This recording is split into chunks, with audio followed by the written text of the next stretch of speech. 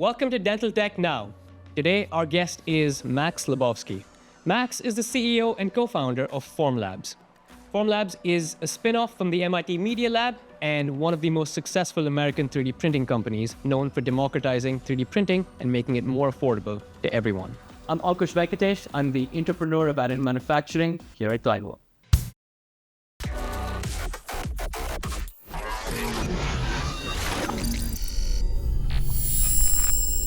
Max, thank you for joining me. Thank you for having me. Well, my first action item for you is to embarrass you. So this year you're going to be awarded with the AMUG Innovators Award. Congratulations. Thank you. Or soon to be congratulations. Can you tell us about how that happened? Yeah, AMUG is the Additive Manufacturing Users Group. So that's like probably the oldest kind of industry group focused on 3D printing that dates back to the early 90s, and they give out like an annual award to people who make an impact in the industry. And I'm actually kind of proud of this one. I don't normally care too much about these things, but a lot of the other people they've given the award to are the inventor of stereolithography, the inventor of FDM, basically the pioneers that created the 3D printing industry in the 80s and 90s. So it's fun to be in that group. In 2024, Formlabs celebrated 15 million printed parts in the dental industry. And I think there's very few industries that can kind of boast that kind of volumes, let alone companies that can even boast that kind of throughput on their machines. Maybe audiology, maybe some jewelry, but for the most part, I think dental leads the way in terms of not just high volume, but kind of high complexity volume and printing end-use parts. How has the dental industry been different from maybe other industry verticals that Formlabs has tackled and entered over the last few years? Yeah, well, let me tell you maybe a little bit about like our history with dental. So I started Formlabs straight out of graduate school at MIT, and started it to make 3D printers more accessible to people. I knew that there were these $100,000 printers that some well-resourced organizations had, but there's a lot of people who wanted to use them that didn't have them. Right. And I knew a bit about the industry and was reading and learning about it. Certainly knew about the success that already existed in dental or orthodontics with Align technology. Even back in 2011 when we started, that was sort of known as like the biggest sort of killer app in 3D printing. But when we started to build a desktop stereolithography, the first desktop stereolithography machine, I thought that we're probably not going to be very relevant in dental because I thought that we're not going to meet the demands of that industry, that like this is probably going to be sort of the most demanding set of customers in terms of it. Like it's got to be super reliable. It's got to work really well. Got to be easy to use. Everything needs to be taken care of. So I thought like maybe we'll get to that later when we kind of work our way up in capabilities. But what happened is even in the first, we sold our first 1,000 units we sold on Kickstarter. Even in that first 1,000, there were a number of dentists and orthodontists, and that was a surprise because like I wouldn't have thought they were going to be like trolling Kickstarter looking for new technology. But the reality is in dental world, as in engineering world, a lot of people were waiting for something like this. They knew the technology existed. They knew it was super powerful. And I think people kind of even had an inkling like it could come to a lower cost, easier to use form factor.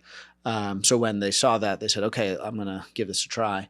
And then we still didn't, we thought, okay, that's probably still not going to be our focus. But within a couple of years, we started to track who are our customers who are using the most, who are printing the most, using the most material, have the most printers in one location. And sure enough, there were some dental customers there. And they were doing this without any help from us, without any, like we didn't have any dental focused products or anything like that. So then we started to think, okay, well, if it's happening without us even trying, then like maybe if we put some focus here, this can become really successful. And so we started an effort to make dental a big focus for us. I think the first material targeted at dental we brought in was we brought a surgical guide material to market. and kind of went from there. And over that time, we kind of built up the expertise and became, at least in part, a dental company. I guess you were asking me, how does it relate to the rest of our? Yeah, it's interesting that it wasn't maybe immediately obvious, given how today I would say the dental industry leads in terms of adoption, certainly at an enterprise level, certainly in terms of print volume, like I was saying. So it's really interesting that was a kind of fortuitous thing where that's clearly even without a strang, like you said, there's value. So we should put some effort in explore that. I'm curious, was there a reason? Because I think most companies that kind of enter the space come in through that dental model route. I'm curious, was there a reason surgical guides as an application was the first one you chose? So I guess that's not correct. The first application were various types of models, and that's what people were doing without any help for us. But yeah, when we decided to focus on dental, we thought bringing biocompatible materials to market would be really important, even while a lot of what people are printing is models, just to sort of make it clear that this is a product that can produce regulated devices, and that we're serious about the things that are important to clinicians. I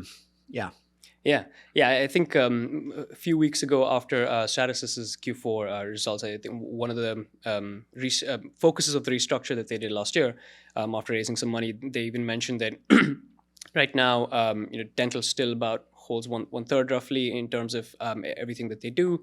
And I think anecdotally over the last few years, we've heard similar things from some of the other larger players in the industry as well, is that dental kind of is a key focus area. And I'm curious, after that initial foray into surgical guides, what were some of the kind of biggest levers of growth where after you identified, okay, these are real, and there is a real opportunity to get biocompatible parts off of these machines certified.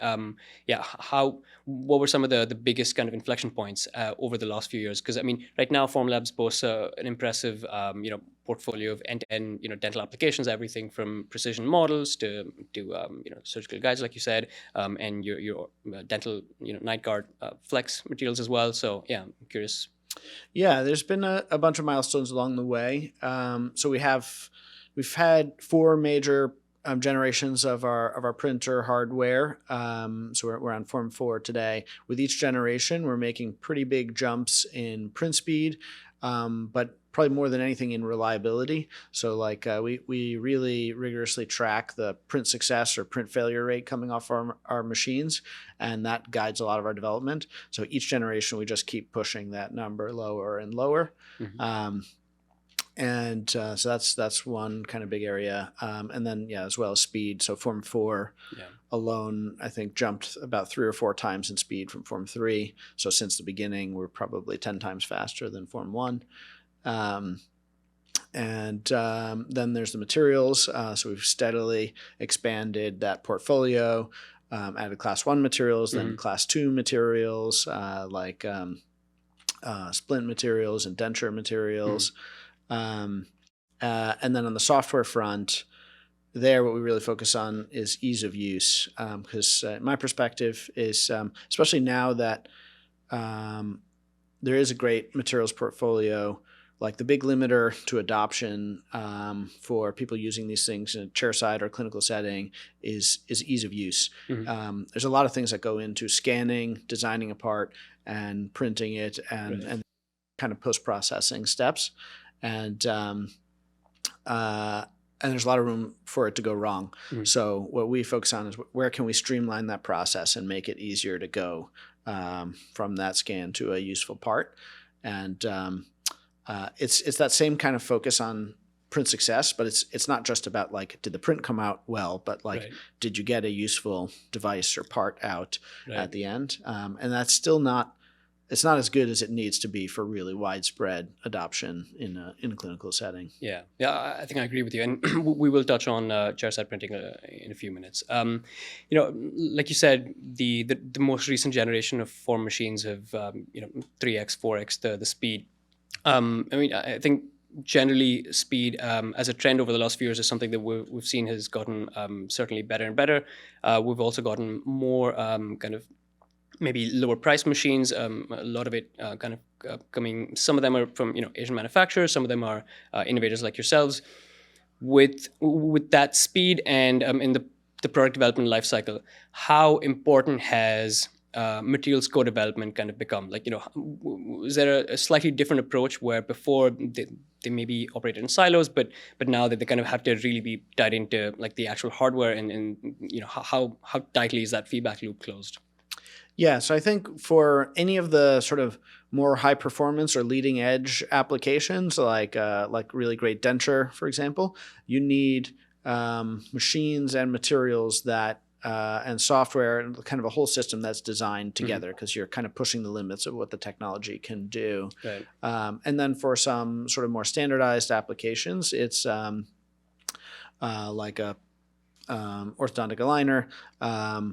It's more possible to kind of mix and match the technology, but in general we focus on an integrated approach, providing hardware, software, and materials that work together.